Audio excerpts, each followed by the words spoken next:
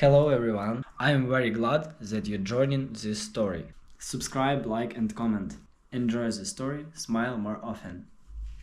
I had spent years saving every extra dollar, working long hours, skipping nights out, and doing everything I could to build a future for myself.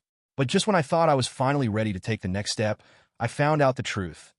My parents had taken my savings and given them to my stepbrother. They thought I would be upset for a while, maybe yell a little, and then forgive them like I always did. But what they didn't expect was what I did next.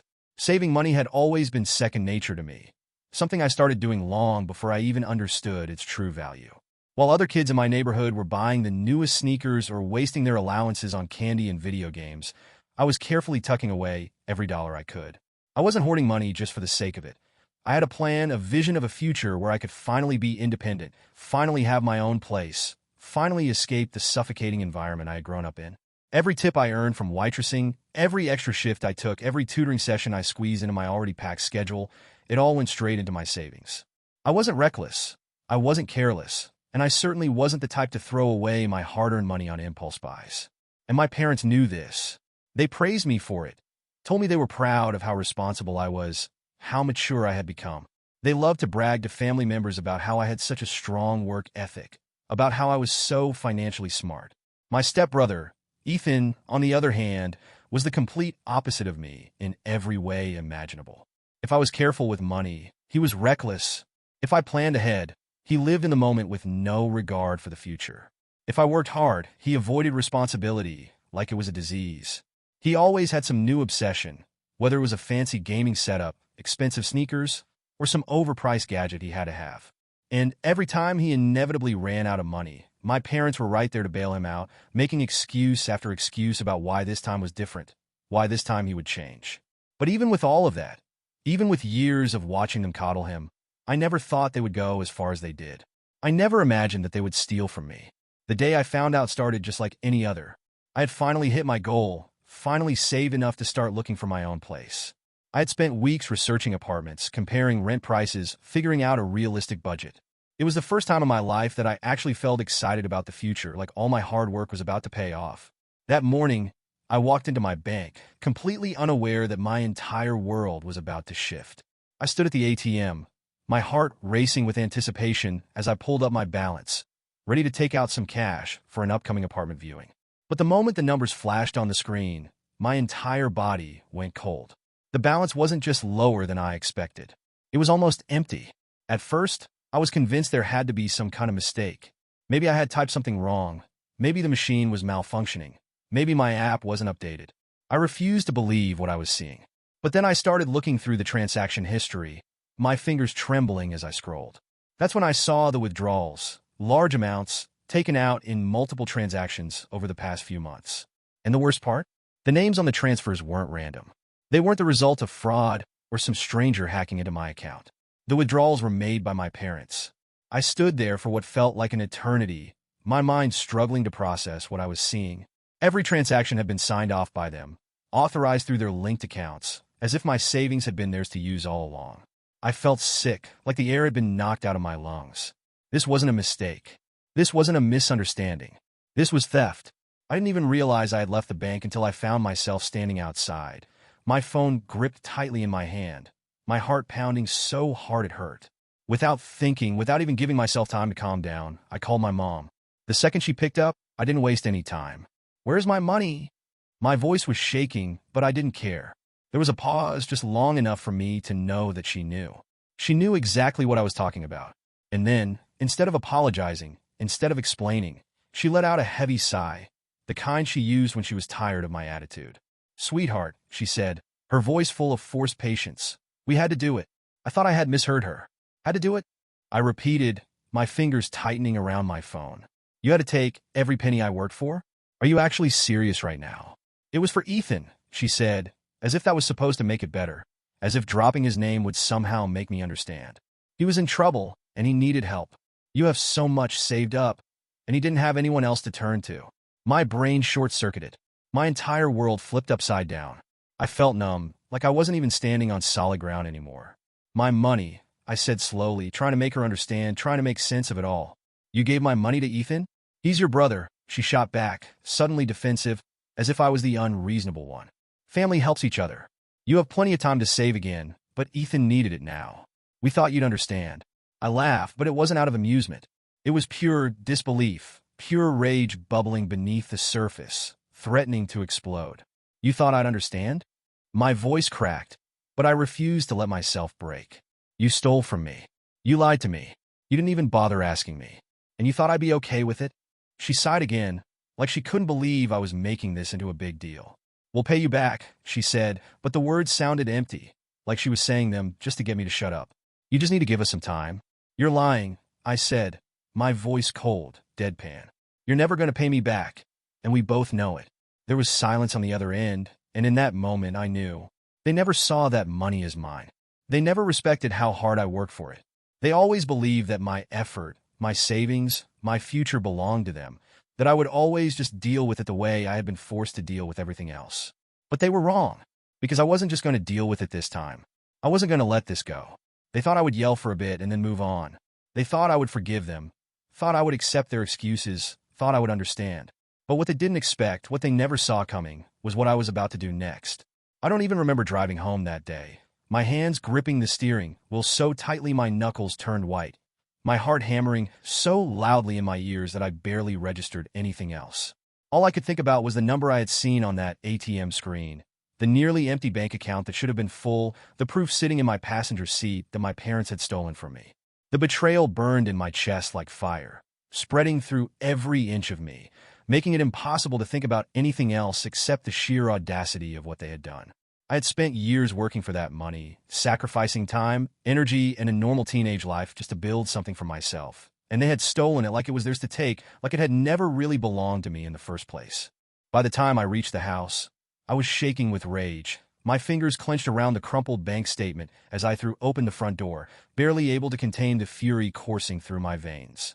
I expected them to look guilty, to at least pretend like they felt bad, to act somewhat ashamed of what they had done.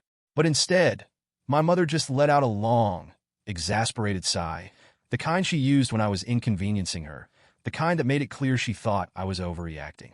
My father, sitting in his usual spot at the kitchen table, didn't even flinch at my entrance, just leaned back in his chair and crossed his arms like he was bored already, like he had been waiting for this confrontation and couldn't believe I was making such a big deal out of something so insignificant.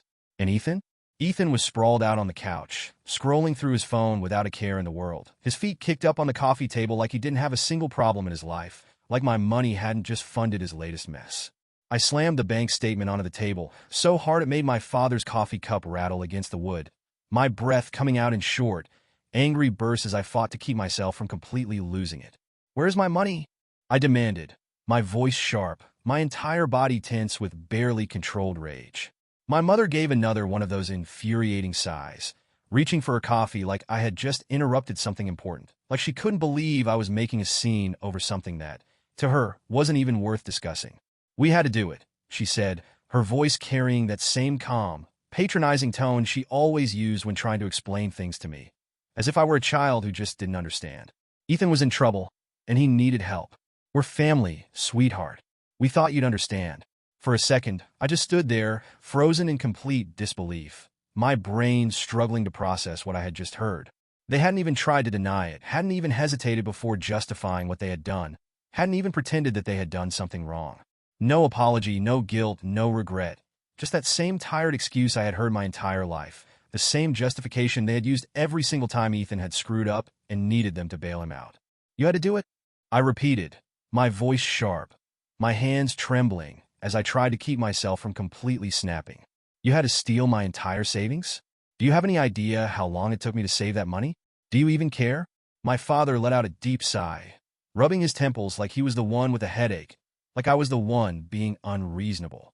"You're making this a much bigger deal than it needs to be," he muttered, barely looking at me, his tone flat, uninterested. "It's not like you were using that money right now, and Ethan needed it more than you did." My fingers curled into fists, my nails digging into my palms so hard it hurt, my vision going blurry with rage as I tried to comprehend what he had just said.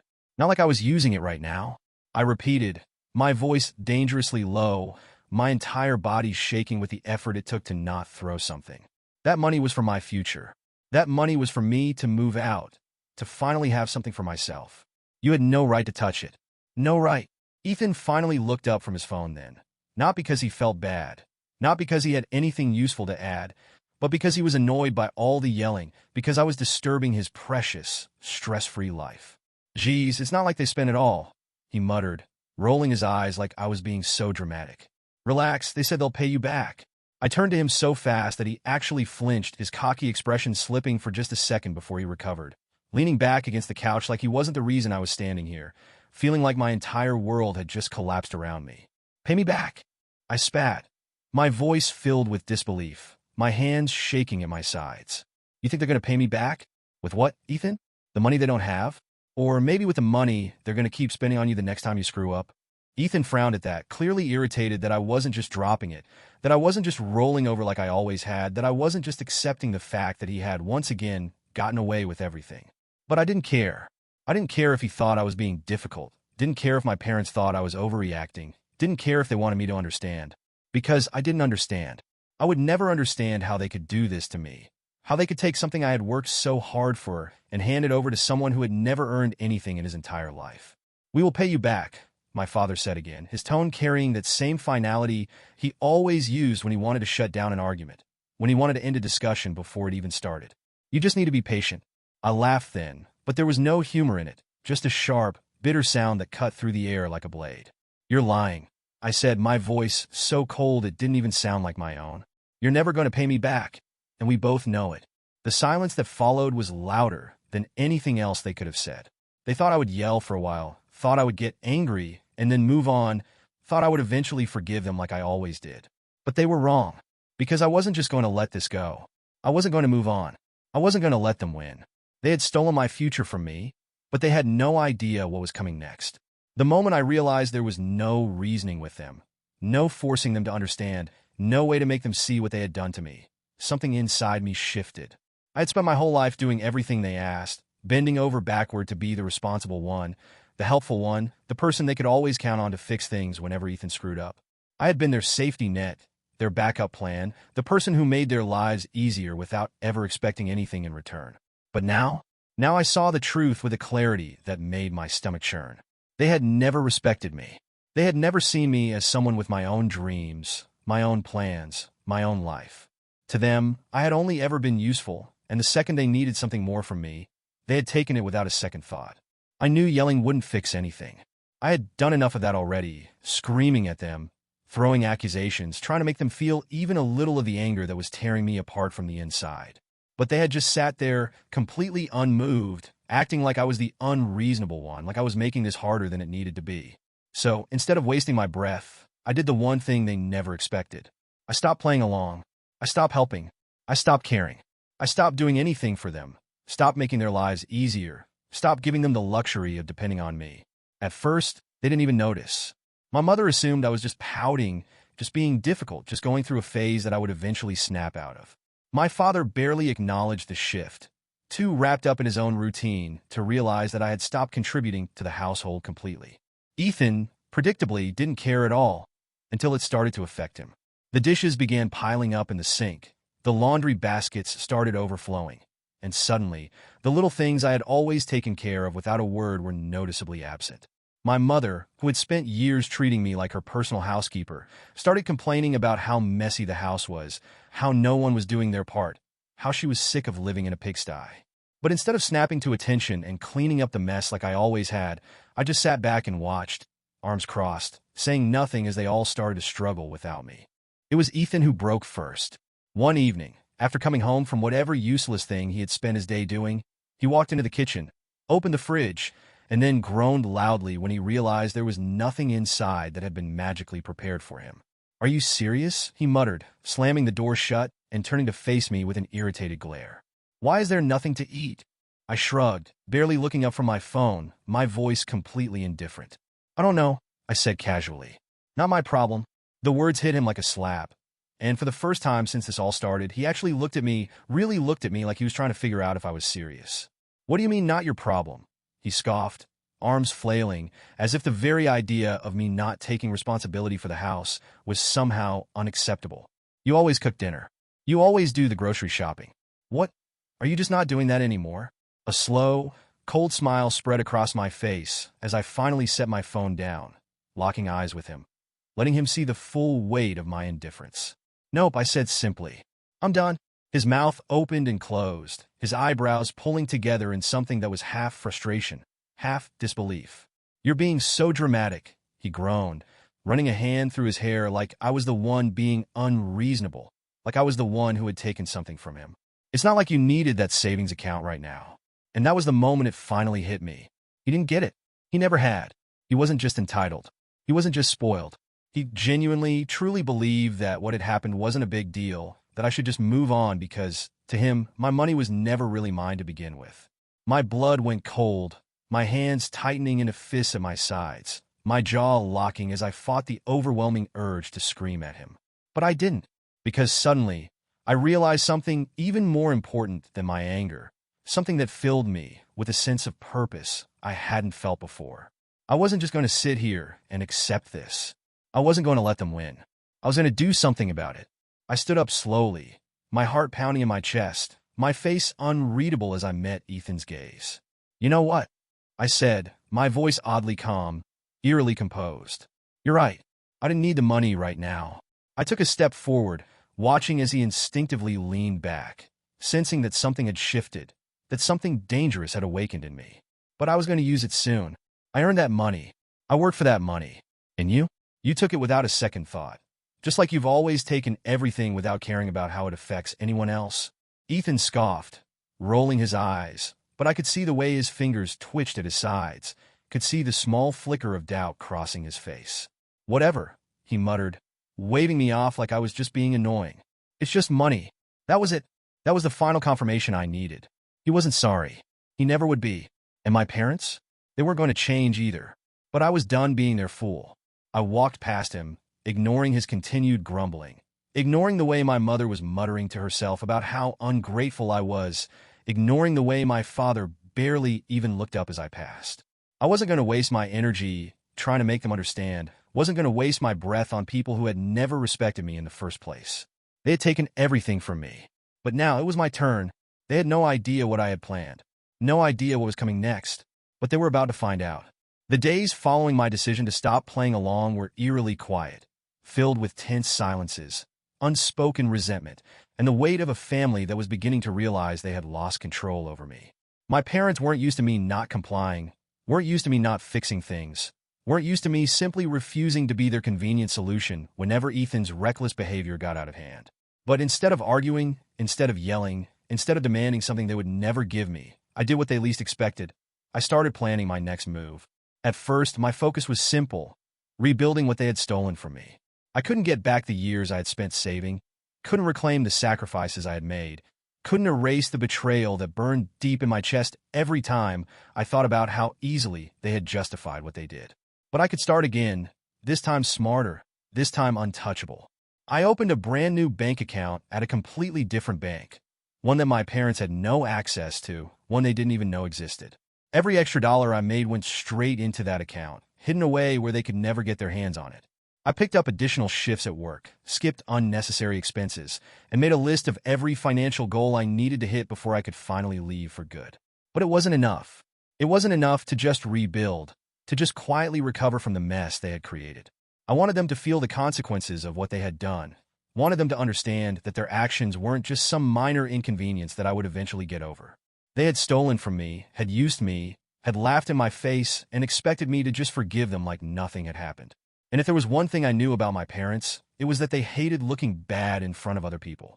So I started planting seeds, small and subtle, little pieces of information casually dropped into conversations with family, friends, distant relatives, and anyone who would listen. I never outright accused them of theft, never made a scene, never stormed into a room demanding justice. Instead, I let things slip, making sure the right people heard just enough to start asking questions. It's just been a really hard time, I would say, sighing dramatically as I helped an aunt clean up after a family dinner. I had finally saved enough to move out, but then my parents had to borrow it all for Ethan's emergency. I never elaborated on what the emergency was, never gave any unnecessary details. Just let it hang in the air long enough for them to start wondering. "It's really tough starting over," I told a neighbor while making small talk outside. "But You know, family comes first, even when it means giving up everything you worked for. Again, no accusations, no anger, just the careful placement of doubt in their minds. I could see the impact almost immediately, could hear the way people started to whisper behind my parents' backs, could feel the shift in the way others looked at them. My parents had built their reputation on the idea that they were good, responsible people, the kind of parents who raise smart, hardworking kids. But now, there was doubt, a crack in their perfect image, a growing discomfort among the people they cared about impressing the most. And then, just when they thought the worst had passed, I found something they never expected me to see. It started with suspicion, with a gut feeling I couldn't shake, with the nagging thought that there was something more to this emergency they had stolen my savings for. They had never been clear on the details, had brushed off my questions with vague answers and excuses, but something felt wrong. So, I started digging. I checked Ethan's social media, went through his recent activity, searched for anything that didn't add up. And that's when I found it. The proof that shattered the last shred of doubt I had left. Ethan hadn't been in any kind of emergency. There was no sudden crisis, no unexpected debt, no urgent situation that had forced my parents to make a tough decision to help him. My money hadn't gone to save him. It had gone to fund his latest string of luxury purchases and reckless spending. There were photos of him at high-end restaurants, holding up expensive drinks, bragging about living his best life. There were pictures of him posing with brand-new designer clothes, laughing about how he was finally upgrading his wardrobe. There was even a video, clear as day, of him in a nightclub, surrounded by friends, throwing money in the air while someone filmed. His voice slurred as he shouted, "Money comes and goes, man. You just gotta enjoy it while it lasts." That money wasn't his. That money was mine. I stared at my phone screen, my heart pounding with pure, burning rage, my breath coming in sharp, shallow bursts as the truth settled over me. They had stolen my future, my independence, my years of hard work for this? For parties? For clothes? For Ethan to show off on social media like he had earned any of it? It was in that moment, standing in my room, staring at undeniable proof of their betrayal, that I made my decision. I wasn't just going to expose them to family and friends. I wasn't just going to make them feel uncomfortable about what they had done. I was going to completely ruin the life Ethan had built off my stolen money. They thought I would stay quiet. They thought I would move on. They had no idea what was coming next. The moment I found proof of where my money had really gone, something inside me snapped into place, a cold and calculated sense of purpose taking over, replacing the helplessness I had felt before. I had spent weeks quietly planting seeds of doubt, letting whispers about my stolen savings spread through family and friends, making sure people started to question my parents' choices. But now I had evidence. I had undeniable proof that Ethan had never been in any real trouble, that my parents had lied, that they had taken everything I worked for just to fuel his extravagant, selfish lifestyle. And I wasn't about to let that truth stay buried any longer. I waited for the perfect moment, knowing that an opportunity would present itself sooner or later, knowing that Ethan's arrogance would make it easy for him to expose himself if I just gave him the right push. Sure enough, only a few days later, I got my chance. My parents had invited some family over for dinner, a gathering filled with the same relatives they had been trying to save face in front of, the same people who had already started looking at them differently because of the rumors I had spread. My mother had gone out of her way to act like everything was fine, like nothing had changed, like I wasn't sitting at the table with a carefully concealed storm brewing inside me, waiting for the perfect moment to strike. And then Ethan, in all his entitled, oblivious glory, handed me the perfect opportunity on a silver platter. He started bragging about a recent trip he had taken, going on and on about the luxury hotel he had stayed at, the expensive restaurants he had eaten at, the private boat tour he had gone on. I sat there, silently sipping my drink, listening as he described it in painstaking detail, making sure everyone at the table knew just how amazing his experience had been. He laughed about the high-end shopping he had done, about how he had finally been able to afford a designer watch, about how money wasn't really an issue when you knew how to manage it properly. That was it. That was the moment. I set my glass down carefully, making sure my voice was loud enough for everyone to hear, making sure the weight of my words landed exactly where I wanted them to. So, which part of my savings paid for that trip, Ethan? The room went dead silent. Ethan choked on his drink, coughing as his face paled, his confidence instantly cracking as he realized exactly what I had just done. My parents froze, their expressions going stiff, their hands gripping their utensils just a little too tightly, their eyes darting toward me with barely concealed panic. Every single person at that table had heard me loud and clear, And now? They were waiting for an answer. Ethan tried to recover, forcing out an awkward laugh, waving a dismissive hand like I was just joking, like my words hadn't just shattered the illusion my parents had been carefully maintaining. "Come on, don't be ridiculous," he said, his voice strained, his smile forced. "That's not what happened at all." I tilted my head, my expression innocent, my voice casual but sharp enough to cut through the lie before he could even finish it. "Oh, so you didn't use my money for that watch? Or those expensive drinks? Or that fancy boat tour you posted all over social media?" Asterisk, I pulled out my phone, unlocking it with ease, tapping a few times before turning the screen toward the table, revealing the exact posts I had found. The pictures of him flaunting his wealth, the videos of him partying, the undeniable proof that my hard-earned savings had funded his lavish lifestyle. Because this sure doesn't look like someone who needed an emergency bailout. A heavy silence settled over the room, the kind of silence that burned, the kind that choked, the kind that made people squirm. I didn't have to say anything else. The damage had been done. My parents had spent the past few weeks trying to convince everyone that the money they had taken from me had been necessary, that they had been forced to make a difficult decision, that Ethan had needed it for something urgent and important. But now, that lie had collapsed right in front of them. And there was no covering it up, no talking their way out of it, no shifting the blame onto me like they had done so many times before. My mother's face had gone pale, her hands clenched together so tightly that her knuckles turned white, her mouth opening and closing like she wanted to say something, like she needed to find an explanation. But there was nothing she could say that would fix this. My father was completely rigid in his chair, his jaw tight, his nostrils flaring slightly as he realized that the respectability he prized so much had just been ripped away from him in front of the very people he had been trying to impress. And Ethan? He just sat there, frozen in place, his phone still in his hand, his entire face flushed with embarrassment and rage. "You didn't have to do that," he muttered under his breath, his voice barely above a whisper, his eyes darting around the table as he realized how many people were now staring at him differently. "You didn't have to humiliate me like that." I leaned back in my chair, letting a slow smile creep across my face, enjoying the delicious irony of his words. "Funny," I said smoothly, my voice dripping with satisfaction. "That's exactly how I felt when I found out you stole my future from me." The whispers started almost immediately. My relatives exchanged glances, muttered to each other in hushed voices, piecing together the truth, understanding what had really happened, realizing that my parents had stolen from their own daughter just to spoil their son. I could see the judgment settling in, could feel the shift in the air as people who had once admired my parents were now looking at them with disgust. My mother, always so concerned with appearances, always so desperate to maintain the illusion of the perfect family, could feel it too. "I think it's time for everyone to leave," she said suddenly, her voice tight, her fake smile faltering. "We've had enough excitement for one night." But it was too late. They thought they could hide the truth, thought they could bury what they had done, thought they could control the way people saw them. But now they couldn't escape it. Their downfall had only just begun. The days that followed my very public exposure of the truth were nothing short of absolute chaos, and I savored every single second of it like a long overdue reward. My parents had spent years crafting an illusion of being respectable, responsible, well-intentioned people, always playing the role of doting parents who had raised a responsible, hardworking daughter and a son who just needed a little extra guidance to reach his full potential. But now, that carefully constructed image was crumbling faster than they could even attempt to hold it together, and there was nothing they could do to stop it.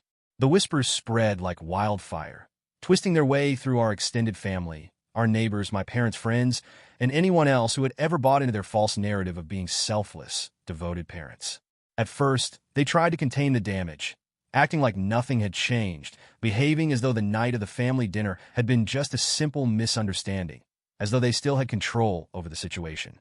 My mother went into damage control mode, reaching out to relatives in overly cheerful tones, pretending as if nothing unusual had happened, as if she could erase the damage simply by refusing to acknowledge it. My father, on the other hand, did what he did best. He withdrew into himself, brooding in silent resentment, furious that his authority had been undermined in such a humiliatingly public way. But it wasn't working. People had started talking, had started questioning, had started looking at my parents with something other than admiration, something closer to disgust. I overheard a phone call between my mother and one of her closest friends, her voice filled with forced laughter as she desperately tried to downplay the situation. "Oh, you know how dramatic kids can be," she said, her tone sickeningly sweet, but with an undeniable edge of panic beneath the surface. She just misunderstood everything. We only borrowed the money temporarily. Of course, we were always going to pay her back. But I knew it wasn't working, because I had heard from my aunt just the day before that people had already begun distancing themselves, that some of my mother's closest friends had confronted her outright, demanding to know if it was really true that she had stolen from her own daughter just to finance her son's reckless spending.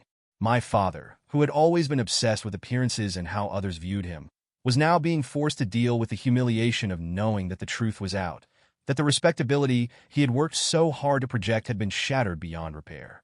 At home, the tension was suffocating, thick enough to choke on, the kind of unbearable silence that felt heavier than words ever could. My parents tiptoed around me, never bringing up what had happened, never apologizing, never even acknowledging that they had done something wrong, as if ignoring the problem would somehow make it disappear. My mother attempted her usual manipulative tactics, speaking in that overly sweet, motherly tone, acting as though we could just move past this if I would simply let it go, if I would just forgive and forget like I always had in the past. My father, however, had nothing to say to me anymore. He barely even looked at me, his pride too wounded, his anger too deep, his resentment too thick to even pretend like things were normal. But Ethan? Ethan was furious. One evening, when my parents weren't home, Ethan stormed into my room without knocking, slamming the door behind him so hard that the walls shook, his face red with anger, his hands clenched in a fist at his sides, as though he actually had the nerve to be mad at me. "Do you have any idea what you've done?" he snapped, his voice laced with pure outrage, as if he were the victim in all of this, as if he were the one who had been betrayed. "Everyone is turning against Mom and Dad because of you. You just had to make a big deal out of it, didn't you?" His chest was heaving, his entire body tense, like he had spent days working himself up to this confrontation, like he had been waiting for the opportunity to blame me for the consequences of his own actions. I didn't even flinch. I didn't even blink. I just sat there, completely unimpressed, my arms crossed over my chest, watching him unravel like a child throwing a tantrum, waiting for him to run out of steam, waiting for him to realize that his anger meant absolutely nothing to me anymore. "I didn't do anything, Ethan," I said finally, my voice calm, my tone icy. "I just told the truth. If the truth makes them look bad, maybe they should have made better choices." He sputtered for a moment, his mouth opening and closing like he wanted to argue, like he needed to fight back, like he had to find some way to twist this into being my fault. But the truth was staring him directly in the face, undeniable, unchangeable, inescapable. There was nothing he could say that would justify what had happened. And for the first time in his life, I saw it click in his head. I saw the realization settle over him like a dark cloud, saw the flicker of genuine fear in his eyes as he finally understood something he had never been forced to comprehend before. I wasn't his safety net anymore. I wasn't his backup plan anymore. I wasn't going to save him from this. He had spent his entire life taking and taking and taking without consequences, always protected by our parents, always shielded from the weight of his own decisions. But now he had to face the fallout alone, and he had absolutely no idea how to handle it. The silence between us stretched out, thick and suffocating, until finally, with a frustrated growl, he turned on his heel and stormed out, slamming the door behind him for the second time that night. But it didn't matter. He could be as angry as he wanted. He could scream. He could blame me. He could resent me all he wanted. Because for the first time in his life, he was finally experiencing what it felt like to lose. And I had no sympathy for him. It didn't take long before my parents realized they had lost, not just their precious reputation, but also any control they once had over me, any power they thought they could wield, any last remaining thread they believed could still tie me to them. The fallout from my exposure of their theft spread faster than they could contain it, and no matter how many desperate attempts they made to smooth things over, it was too late. The damage was done, and they were watching the walls of their carefully crafted lives begin to collapse around them. The calls from relatives, which had once been filled with support and sympathy, had become noticeably colder, more distant, more accusatory, as people started seeing them for what they really were. The sympathetic glances from family friends turned into judgmental stares, and my parents, who had spent years basking in the admiration of others, were now avoided at social gatherings, whispered about behind closed doors, questioned in ways they had never been before. But the worst part for them, the thing they had never anticipated, the thing they could not stand, was the fact that Ethan was no longer the golden child they could blindly defend. For the first time in his life, he wasn't the charming, misunderstood boy who just needed a little more guidance. He was the selfish, entitled man who had stolen from his own sister and had no remorse about it. People knew now, and there was no taking it back, no rewriting the story, no painting themselves as the victims. My parents tried everything to control the narrative, telling anyone who would listen that I was just being dramatic, that I had misunderstood their intentions, that of course they had planned to pay me back, and that I had simply blown things out of proportion. But no one believed them anymore. Not when the truth was so painfully obvious. Not when Ethan had practically handed me the evidence of his reckless spending. Not when their actions spoke louder than any weak excuse they tried to give. One day, after weeks of avoiding me, after weeks of sitting in uncomfortable silence, after weeks of realizing they no longer had the upper hand, my mother finally tried one last desperate attempt to fix things, one last effort to manipulate me, one last pathetic reach for control before I slipped away forever. She sat me down in the living room, her voice softer than I had ever heard it before, her hands wringing nervously in her lap like she was struggling to find the right words. "Sweetheart, I know we made a mistake," she said, forcing out a long, dramatic sigh, her expression carefully crafted into something pained, something wounded, something that made her look like the victim. "But we're still family. We can move on from this if you just come back to us, if you just let us fix this." I looked at her for a long moment, studying every detail, every micro-expression, every calculated movement, searching for something real in her face, searching for something that might make me believe she actually meant what she was saying. But all I saw was the same woman I had known my entire life, the same manipulative, self-serving, image-obsessed person who had never once treated me like an equal, the same mother who had taken everything from me and still expected me to act like it wasn't a big deal. She wasn't apologizing because she felt guilty, wasn't trying to fix things because she cared about me, wasn't even acknowledging why I was angry. She just wanted to undo the damage, to put things back to normal, to make sure I didn't leave, because without me, her life would become inconvenient. I stood up slowly, shaking my head as I felt a strange, unfamiliar sense of peace settle in my chest, a feeling of certainty that I had never felt before, a realization that I was done in a way I had never been before. "There's nothing to fix, Mom," I said, my voice steady, my decision final. My heart finally free of any lingering obligation to people who had never truly valued me. "I'm done. I don't need you, and I definitely don't need this." Her face twisted immediately, her carefully constructed mask slipping for just a second, her eyes filling with fake tears, her lips pressing together like she was about to beg me to reconsider. But I wasn't falling for it anymore. I wasn't that naive little girl who wanted to believe in her parents, who hoped they would change, who waited for them to suddenly realize how much they had hurt me. That version of me had died the day I checked my bank account and saw my future had been emptied without a second thought. I turned and walked away before she could say anything else, feeling lighter with every step, feeling like I had finally let go of something that had been weighing me down for years.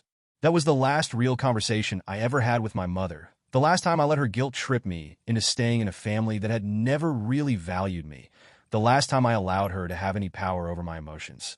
That night, I packed my bags in silence, my hands steady, my heart calm, my mind already focused on the next chapter of my life. I had already been saving money again, quietly rebuilding my future piece by piece, making sure that this time, no one would ever be able to take it from me again. And now it was time to leave for good, to finally escape from a place that had never felt like home, to finally walk away without looking back. As I stepped out of the house for the last time, the weight of my past slipping from my shoulders, I didn't even say goodbye. They had taken so much from me, my trust, my security, my years of hard work. But they would never take anything from me again. They had expected me to forgive them, to move on, to eventually come back like nothing had happened. But they had no idea that I was never coming back. It has been over a year since I walked away from that house, from that family, from the toxic environment where I was nothing more than a source of free labor and a convenient bank account. And in all that time, I have not once regretted my decision. In the beginning, there were moments when I expected to feel something, guilt, sadness, maybe even a sense of loss. But instead, what I felt was relief.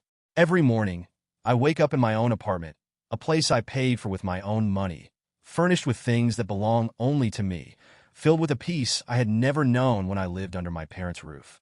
There is no yelling, no guilt-tripping, no demands for me to sacrifice my time, my energy, my happiness for people who never once did the same for me.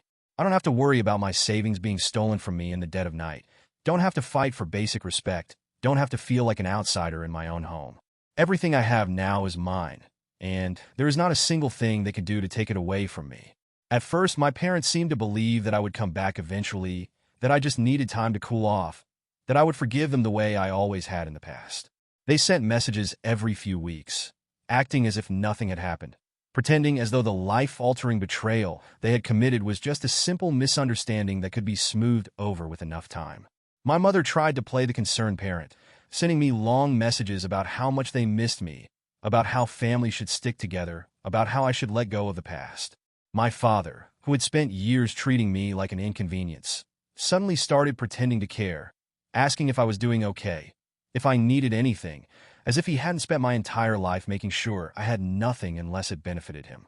I never responded, never acknowledged their desperate attempts to reel me back in, never gave them the satisfaction of knowing whether or not I even cared about how things had turned out for them. But I didn't have to answer to know that things had gone very badly for them after I left.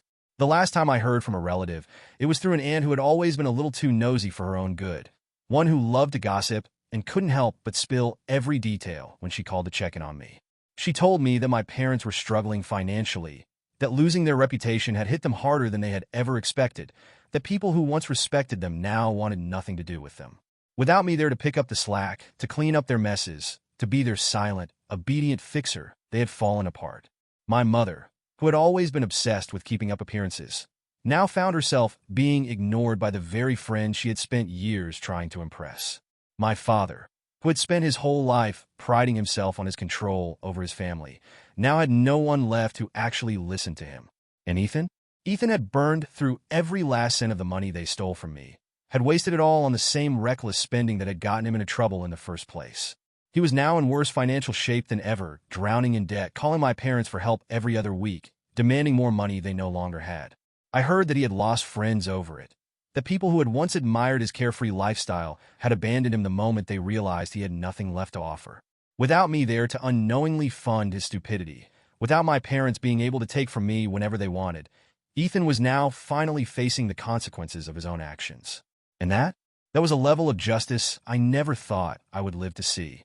I never got an apology from any of them, never received a message admitting that they had been wrong, never heard a single word of regret. But I don't need an apology from them, don't need a half-hearted attempt at making things right, don't need them to say they're sorry just so they can feel better about themselves. The truth is, their downfall is all the closure I ever needed, all the justice I ever wanted, all the proof I could ever ask for that leaving them behind was the best thing I ever did. They thought I would eventually come back, thought I would forgive them, thought I would let them off the hook the way I always had before. But they didn't expect what happened next. They didn't expect me to thrive without them. They didn't expect me to succeed despite everything they had taken from me. They didn't expect me to be happier than I had ever been before, to have built a life that was entirely mine, to be doing better than they ever would. But the best part? The thing that really makes this the perfect revenge? The fact that they have to live with it. Every single day, they have to sit with the knowledge that they lost me forever, that they pushed away the one person who had actually cared about them, the one person who would have been there if they had just treated me with respect. But they made their choice, and I made mine.